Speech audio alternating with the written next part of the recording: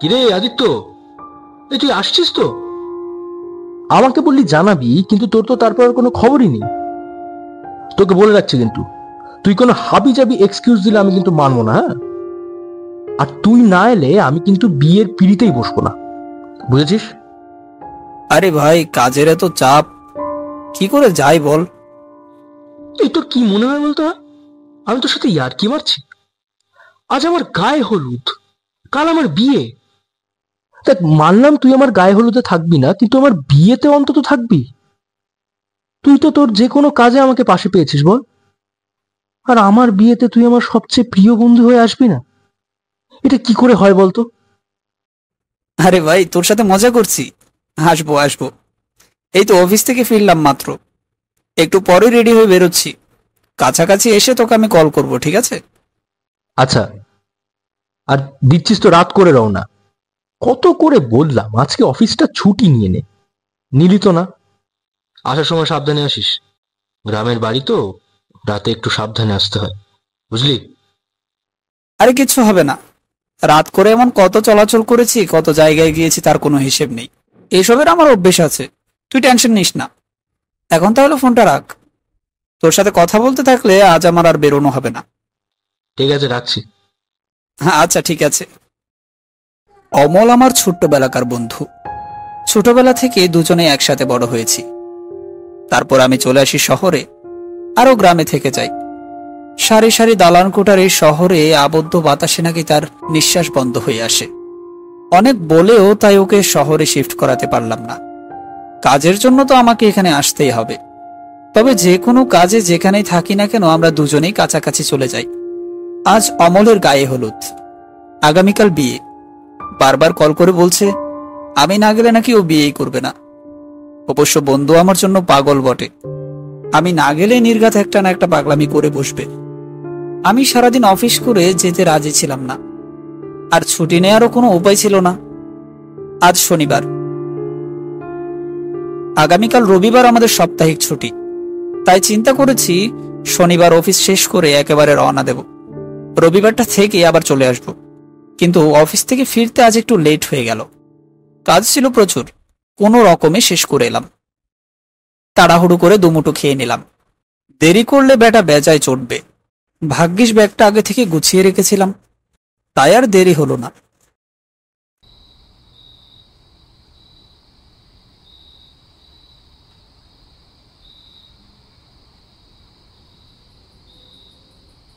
দরজায় একটি তালা ঝুলিয়ে দরকারি সব জিনিসপত্র নিয়ে বেরিয়ে পড়লাম।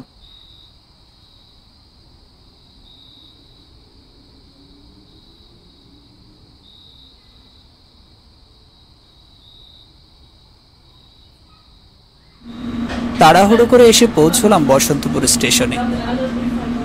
রাত অনেকটাই হয়ে গেছে, তাই লোকজনের ভিড় তেমন লক্ষ্য করা গেল না। ট্রেনে উঠে একটা সিটে বসে পড়লাম। মোবাইলটা বের করে কিছুক্ষণ নিউজ পড়লাম, তারপর এক মনে জানালার দিকে তাকিয়ে রইলাম। ট্রেন ছুটে চলল আপন গতিতে। আশেপাশের গাছপালাগুলোও যেন একই সাথে পাঙ্গা দিয়ে ছুটে চলেছে। বেশ কয়েক ঘন্টা পর ট্রেন এসে থামলো চণ্ডীপুর স্টেশনে। আমি একটা ফাঁকা জায়গায় দাঁড়ালাম। ঘড়িতে তাকিয়ে দেখলাম প্রায় 1টা বেজে গেছে। এই রে, অনেক লেট করে ফেলেছি। জানি না এখন কোনো গাড়ি টাড়ি পাবো কিনা। একটু অপেক্ষা করেই দেখি, যদি কিছু মিলে যায়। আমি রাস্তার এক পাশে দাঁড়িয়ে রইলাম। চারিদিকে তাকিয়ে দেখলাম একেবারে নিকষ কালো অন্ধকার হয়ে আছে। আশ্চর্য, এখানে তো ল্যাম্পপোস্ট থাকার কথা। অবশ্য অজপাড়া গা এটা, এখানে ল্যাম্পপোস্ট না থাকাটাই হয়তো স্বাভাবিক ব্যাপার। ল্যাম্পপোস্ট থাকলে অবশ্য একটু ভরসা ছিল। এমন ঘুটঘুটে অন্ধকার যে নিজের হাতটা পর্যন্ত নিজে দেখতে পাচ্ছি না। আশেপাশের ঝোপঝাড় থেকে ভেসে আসছে একটানা ঝিঝি পোকার শব্দ। ফোনেও তেমন চার্জ নেই যে ফ্ল্যাশ লাইটটা অন করে রাখবো। একটুখানি চার্জ যা আছে তাই ভরসা। তবুও বাধ্য হয়ে ফ্ল্যাশ লাইটটা জ্বালিয়ে দাঁড়িয়ে রইলাম। আশেপাশের দোকানগুলোও বন্ধ, সবাই যে যার বাড়ি চলে গেছে। বেশ কিছুক্ষণ অপেক্ষা করার পর যখন কিছুই পেলাম না, তখন মেজাজটা খুব খারাপ হলো। এদিকে দাঁড়িয়ে থাকতে থাকতে পা ব্যথা হয়ে গেছে। আর কিছুক্ষণ পর পর কোথা থেকে মশা এসে গায়ের মধ্যে বসছে। হঠাৎ করে একটা তীব্র আলো আমার দিকে ধেয়ে আসতে লাগলো। আলোর ঝলকানিতে আমি তাকাতে পারলাম না। দ্রুত হাতের উল্টো পিঠ দিয়ে চোখ ঢাকলাম। একটু স্বাভাবিক হতেই দেখলাম একটা ট্যাক্সি সশব্দে আমার সামনে এসে থামলো। যাক বাবা, অবশেষে একটা ট্যাক্সি তো এলো, কিন্তু যাবে কিনা তাও তো কথা। ভাড়াই বা কেমন চাই কে জানে। আমাকে চুপচাপ দাঁড়িয়ে থাকতে দেখে ট্যাক্সি থেকে ড্রাইভার মুখ বের করে বলল, এই যে দাদা, কোথাও যাবেন নাকি? হ্যাঁ, এই অন্ধকারে দাঁড়িয়ে আছেন, কিছু বলছেন না? হ্যাঁ হ্যাঁ যাবো তো অবশ্যই। এটা কোথায় যাবেন মশাই? ওই উত্তরপাড়ার বট গাছটার ওখানে নামিয়ে দিলেই হবে। আর দেরি করবেন না মশাই, উঠে পড়ুন, উঠে পড়ুন। হ্যাঁ, এই এমনিতেই অনেক রাত হয়ে গেছে, উঠে পড়ুন।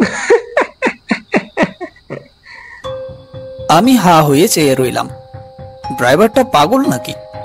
কথা বলার আগেই হেসে দিচ্ছে, আর নিজের কথায় নিজেই বেটা মজা পাচ্ছে। এখানে হাসার মতো কি আছে? মাতাল না তো আবার? তাহলে তো আবার গাড়ি নিয়ে উল্টো পড়ে শেষমেশ জানটাই যাবে। মনে মনে কথাগুলো ভাবছিলাম। ড্রাইভার বলল, আপনার ভাগ্য ভালো, আর ভাববেন না তো, উঠে পড়ুন তো।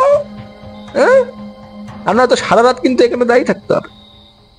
তবে হ্যাঁ মশাই, এই আগে থেকে বলে রাখছি, আমাকে কিন্তু ভাড়াটা দিনের তুলনায় একটু বেশি দিতে হবে। হ্যাঁ, এই রাত্রিরেই আপনাকে নিয়ে চলে যেতে হবে, এখন আর যাত্রী পাবো না। আচ্ছা ঠিক আছে, চলুন চলুন, অনেক রাত হয়ে গেছে। আমি আর কথা না বাড়িয়ে গাড়িতে উঠে বসি। আগেই ভেবেছিলাম ভাড়া বেশি নেবে, কিছুই করার নেই। এখানে দাঁড়িয়ে দাঁড়িয়ে মশার কামড় খাওয়ার চাইতে বেশি ভাড়া দিয়ে চলে যাওয়াই বুদ্ধিমানের কাজ হবে। দেখলাম আমার সহযাত্রী হিসেবে গাড়িতে আগে থেকেই একজন বসেছিল। এতক্ষণ খেয়াল করিনি। লোকটি চাদর জড়িয়ে নিজেকে পুরোপুরি ঢেকে একদম গুটি সুটি মেরে বসে আছে, একটু নড়াচড়া করছে না। লোকটার পাশে বসতে হঠাৎ করে আমার গা বেয়ে কেমন একটা ঠান্ডা শিহরণ বয়ে গেল। পুরো শরীরটা কেমন যেন ঠান্ডা হয়ে এলো। এই লোকটা এভাবে বসে আছে কেন? যাকে যা ইচ্ছে তাই করুক, আমি শুধু আমার গন্তব্যে পৌঁছতে পারলেই হলো। গাড়ি চলতে শুরু করলো। রাস্তার দুপাশের গাছগুলোও যেন গাড়ির সাথে সাথে দৌড়তে শুরু করলো। বেশ কিছুক্ষণ চলতে চলতে গাড়ির ঢুলুনিতে আমার ঘুম চলে আসে। হঠাৎ করে আমার গায়ে বেশ ভারী কিছু একটা পড়লো। আমি আঁতকে উঠলাম। তাকিয়ে দেখলাম সে লোকটা আমার গায়ে এসে পড়েছে। আজব লোক তো, এরা গাড়িতে উঠবে আর আরেকজনের গায়ের উপর হেলে দুলে পড়বে। ওই আমিও তো ঘুমালাম, আমি তো ওনার গায়ের উপর গিয়ে পড়লাম না। কিভাবে ঘুমাই কে জানে। আজব, আমার বেশ বিরক্ত লাগলো। আমি ওনাকে আস্তে করে ধাক্কা দিয়ে উঠিয়ে দিলাম। আমি ধাক্কা দিতেই লোকটি আবার উঠে ঠিকঠাকভাবে বসে পড়ল। আশ্চর্য, লোকটা কি জেগেছিল নাকি? তাহলে গায়ে এসে পড়লো কেন? কিছুক্ষণ পর আমি আবারও ঘুমিয়ে পড়লাম। লোকটা আবারও আমার গায়ে এসে পড়ল। আমি লোকটাকে আবারও ধাক্কা দিতেই লোকটি নিজে থেকে আবার ঠিক হয়ে বসলো। এরকম বেশ কিছুবার হলো। এবার আমার কাছে বিষয়টা একটু খটকা লাগলো। লোকটা এরকম পাগলের মতো করছে কেন? ড্রাইভারকে একবার ডেকে বলবো নাকি? দেখে মনে হচ্ছে লোকটা ঘুমাচ্ছে না, দিব্যি জেগে আছে। কিন্তু আমি যখনই ঘুমাচ্ছি সে একটু পরপর এসে আমার গায়ে পড়ছে, আর আমি একটু ধাক্কা দিতে নিজে থেকে আবার ঠিক হয়ে বসছে। এমনিতে লোকটা নড়াচড়া তেমন একটা করে না, কিন্তু আমি ধাক্কা দিয়ে লোকটা নিজে থেকে ঠিক হয়ে বসে পড়ে। আমি লোকটাকে একটু ভালো করে দেখতে লাগলাম। না, কিছুই বোঝা যাচ্ছে না। লোকটার আপাদমস্ত সব চাদরে ঢাকা। হঠাৎ করে আমার চোখ গেল লোকটার পায়ের দিকে। আমার কলিজাটা মোচড় দিয়ে উঠলো, ভেতর থেকে আত্মাটা যেন কেঁপে কেঁপে উঠছে। আত্মারাম খাঁচা ছাড়া হওয়ার জোগাড় হলো তখন আমার। এমন ঠান্ডা দিনেও আমি ঘামতে লাগলাম। এই লোকটার পায়ে তো ট্যাগ লাগানো আছে, যেরকমটা মর্গের লাশের পায়ে লাগানো থাকে। তার মানে কি লোকটা? আমি আর ভাবতে পারছি না। ভয়ে আমার গলা শুকিয়ে আসছিল। কিন্তু না, এই লোকটাকে বুঝতে দেওয়া যাবে না, ড্রাইভারকেও বলা যাবে না। সে যদি বুঝতে পারে আমি ভয় পেয়েছি তাহলেই কেল্লা পথে। আমি তাই নিজেকে শক্ত করে আবারও বসে পড়লাম। প্রভুর নাম জপতে শুরু করলাম। কেবল আর কটা মিনিট গেলেই আমি অমলদের বাড়ি পৌঁছে যাব। কিছু দূর যেতেই ড্রাইভার হঠাৎ গাড়ি থামিয়ে দিল। আশ্চর্য, এর আবার কি হলো? ড্রাইভার গাড়ি থেকে নেমে অন্ধকারের দিকে হাঁটতে লাগলো। তা দূরে গিয়ে কি মনে করে আবার ফিরে আসলো। আমার দিকে তাকিয়ে বলল, ও মশাই, মশাই, এই বলছি মানে একটু করতে যাচ্ছি আর কি, বুঝছেন না? মানে আপনারা বসেন না। ড্রাইভার চলে গেলে আমরা 5 মিনিটের মতো বসে থাকলাম। এতক্ষণ ড্রাইভার ছিল বিদায় আমার অতটা ভয় লাগেনি। কোথাও একটা স্বস্তি ছিল যে ড্রাইভার আমার সাথে আছে। কিন্তু ড্রাইভার সরে যেতেই সবকিছু আমার কেমন জানি মনে হতে লাগলো। হঠাৎ করে খেয়াল করলাম গাড়ির ইঞ্জিনটা চালু হয়ে গেল। গাড়িটা যেন কেউ চালাতে শুরু করলো, কিন্তু তাকিয়ে দেখলাম ড্রাইভারের সিটে কেউ নেই। আশ্চর্য, গাড়িটা নিজে নিজে চলছে। আমি চিৎকার শুরু করে দিলাম, আরে কে তুমি? কে? থামাও গাড়িটা, গাড়িটা থামাও। আমি পাশে ফিরে তাকালাম। দেখলাম আমার পাশে যে লোকটা বসেছিল সে আমার দিকে তাকিয়ে আছে। ওর মুখের উপর থেকে চাদরটা আস্তে আস্তে সরতে শুরু করেছে। ভয়ে আমি গাড়ির সিটের এক পাশে বসে রইলাম। লোকটার উপর থেকে চাদরটা সরে যেতে আমি চিৎকার করে উঠলাম, বাঁচাও, বাঁচাও, বাঁচাও। ভয়ে আমার গলা দিয়ে ভালোভাবে আওয়াজই বেরোচ্ছে না। এটা একটা মরা লাশ। আমি যা ভেবেছিলাম তাই হয়েছে। এটা কোনো মর্গের লাশ। লোকটার মুখটা একদমই ফ্যাকাশে, চোখের নিচে কালো দাগ পড়ে গেছে, মুখে কাদা লেগে আছে। লোকটা হঠাৎ আমার দিকে তাকিয়ে আস্তে আস্তে ঠোঁট প্রসারিত করে একটা বিদঘুটে হাসি দিল। তারপরে আমার দিকে 2 হাত বাড়িয়ে দিয়ে বলল, কি আনন্দ, কতদিন পর তোকে পেলাম। আমি কিছুই বুঝলাম না। অনেকদিন পর আমাকে পেল মানে? ভয়ে ভয়ে বললাম, অনেকদিন পর আমাকে পেলেন মানে? আপনি আমাকে কেন খুঁজছেন? বুঝবি, সময় হলে সব কিছু বুঝতে পারবি। আমি তো আপনার কোনো ক্ষতি করিনি। আপনি কেন আমার সাথে এরকম করছেন? আমি তো আপনাকে চিনিও না। দেখুন, আপনি যাকে খুঁজছেন আমি সে নই। আপনার কোথাও একটা ভুল হচ্ছে। দয়া করে আমায় ছেড়ে দিন। ছেড়ে দেব? এমনই এক অমাবস্যার রাতে আমিও কারো কাছে কাকুতি মিনতি করেছিলাম নিজের প্রাণ বাঁচানোর জন্য। তখন তো তারা আমার প্রাণ ভিক্ষে দেয়নি। তোরই মতো কোনো যাত্রী বেশি লোক আমায় নৃশংসভাবে হত্যা করেছে। ফোনটা বেজে উঠল। নিশ্চয় অমল ফোন করেছে। আমার হাত পা অসাড় হয়ে এসেছে। আমি ফোনটা রিসিভ করতে পারলাম না। আমি তোকে আজ আমার সাথে নিয়ে যাব। আমার হাত থেকে তোকে কেউ বাঁচাতে পারবে না। এই বলে লোকটার 2 হাত বাড়িয়ে দিল আমার দিকে। কি করব ভেবে পাচ্ছি না। মনে হলো এখানে ভূতের হাতে প্রাণ দেওয়ার চাইতে গাড়ি থেকে লাফ দিয়ে দেওয়া ঢের ভালো। যেই কথা সেই কাজ। শরীরের সমস্ত শক্তি একজোড় করে লাফ দিয়ে দিলাম গাড়ি থেকে। কি হে ছোকরা, ঘুমিয়ে পড়লে নাকি? তোমার গাড়ি চলে এসেছে। ঘুম ঘুম চোখে চারদিকে তাকাই। দেখলাম আমি স্টেশনে বসে আছি। আমার হাতে এখনো সেই পেপারটা রয়েছে যেটা আমি পড়ছিলাম। তার মানে এতক্ষণ আমি যা দেখছিলাম সব স্বপ্ন ছিল। আমি তাহলে এতক্ষণ ওয়েটিং রুমে বসে বসে পেপার পড়ছিলাম। মাঝখানে যে এত সব ঘটনা ঘটে গেল সব স্বপ্ন বুঝতে পারছি। তারপরও আমার বুকের ভেতরটা এখনো ধুকধুক করছে। এমন সময় ট্রেনের হুইসেলের শব্দ শুনতে পাই। আমার ট্রেন এসে গেছে।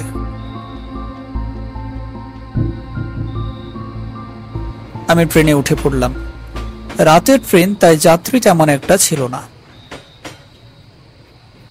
বেশ কয়েক ঘন্টা পর ট্রেন যখন এসে থামলো চণ্ডীপুর স্টেশনে, আমি এক জায়গায় গিয়ে দাঁড়ালাম। আশেপাশে ভালো করে খেয়াল করে দেখলাম, আরে এ তো সেই জায়গাটা যেটা আমি স্বপ্নে দেখেছিলাম। কিন্তু এতটা হুবহু মিল কি করে হতে পারে? চণ্ডীপুর এর আগে যদিও আমি এসেছি, তবুও বেশ বদলে গেছে সবকিছু। আর একদম এরকমটাই আমি স্বপ্নে দেখেছি। কিন্তু আগে আগে আমি সব কি করে দেখে ফেললাম? আমি ঘড়িতে তাকিয়ে দেখলাম রাত 1টা। আমি অবাক চোখে তাকিয়ে রইলাম।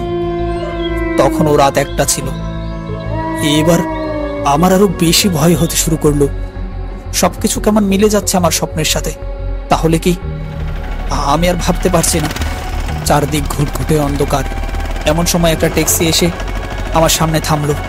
ট্যাক্সি থেকে ড্রাইভার বলল, এই যে দাদা, কোথাও যাবেন নাকি? হ্যাঁ? লোকটাকে দেখে আমি চমকে উঠি। এ তো সে ড্রাইভারটা। খেয়াল করলাম আমি না চাইতেও আমার সাথে সব সেরকম ভাবেই ঘুরছে যেরকমটা আমি স্বপ্নে দেখেছিলাম। আমি ঠায় দাঁড়িয়ে থাকি। কি হচ্ছে এসব? আমি ড্রাইভারের সাথে কথাই বা কেন বলছি? আমার তো এখান থেকে চলে যাওয়া উচিত। আমি গাড়িতে উঠতেই গেলাম।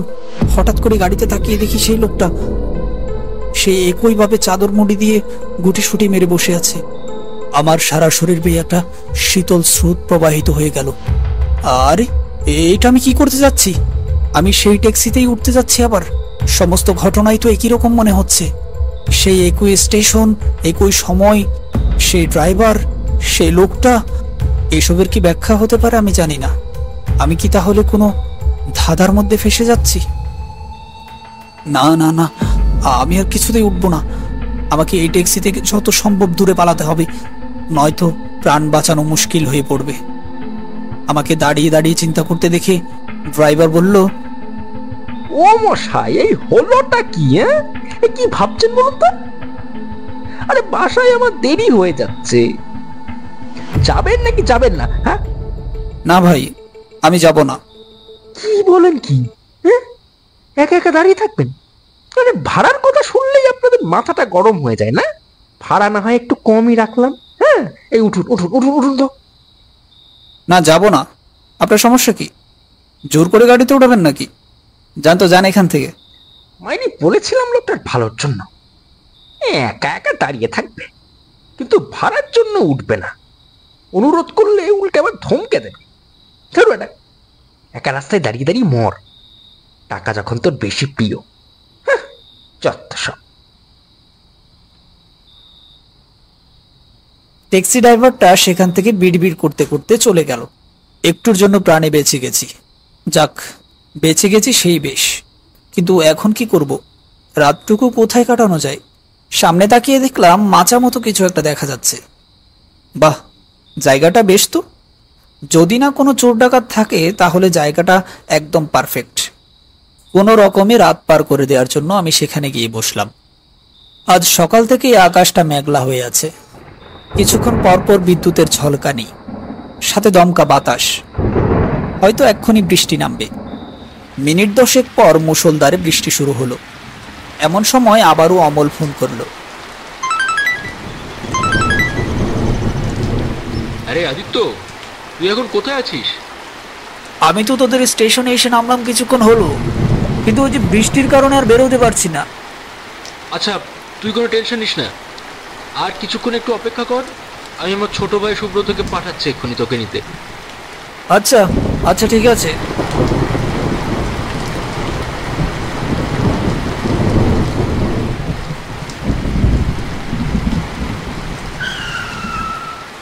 কিছুক্ষণ পর সুব্রত আসতেই আমি গাড়িতে উঠে বসলাম। বৃষ্টি একটানা পড়ে চলেছে, সাথে বজ্রপাত। গাড়ির কাছে বৃষ্টির ফোঁটা বেয়ে বেয়ে পড়ছে। তবে আজকে আমার সাথে ঘটে যাওয়া সব ঘটনা কেন, কিভাবে, এর কোনো উত্তর আমার কাছে নেই।